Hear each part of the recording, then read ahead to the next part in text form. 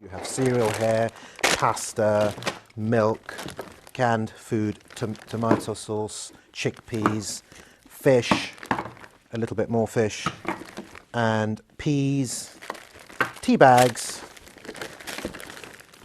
and juice. So here you're looking at one adult and two children's food for up to 3 days. And it's worth about £20? £20, yeah. £20, and people queue up for this for sometimes over an hour in the rain. Food banks are a lifeline for many, and at Bow Foodbank in the East End, they're struggling to keep up with a surge in demand.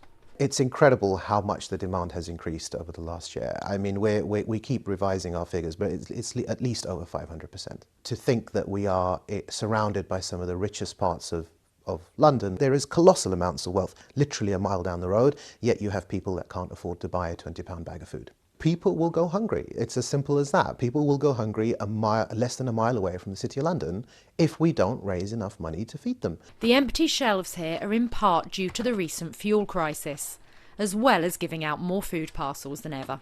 We're here before they open, as many people still feel there's a stigma associated with food poverty, and the organisers don't want the people who are coming here to feel uncomfortable when they're trying to collect the food they so desperately need. Across London, demand is up.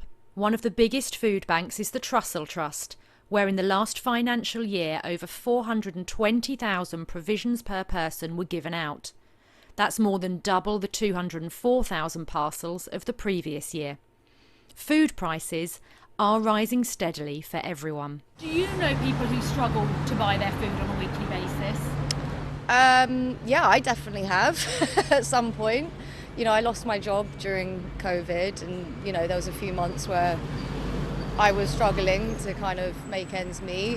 I absolutely know that there's food poverty in the area, and there's food poverty all throughout Britain. Yeah, I just feel like it's getting really bad, it's getting out of hand, and, you know, I hope something can be done about it. One thing some say would help is for the government to reinstate the £20 weekly increase in universal credit, which recently ended. The universal credit uplift, £20 a week, £1,000 a year. For families on a very limited income, that makes a difference between being able to have a reasonable shopping bag full of stuff to feed your kids and having to put things back on the shelves, hang around at 9:30 in the evening in the supermarket. A lot of people do that for the end of lines, you know, the ones at their sell-by date. It's sort of thing that people like me may do it. We may say, "Way, that's great. I can get that sandwich which has got 1 day left on it for £1 off." But for some people, that's how they have to live, you know. And it's quite a lot of people in my borough. It's tragic, I would say criminal, that people are driven to food banks these days, but that's become custom and practice.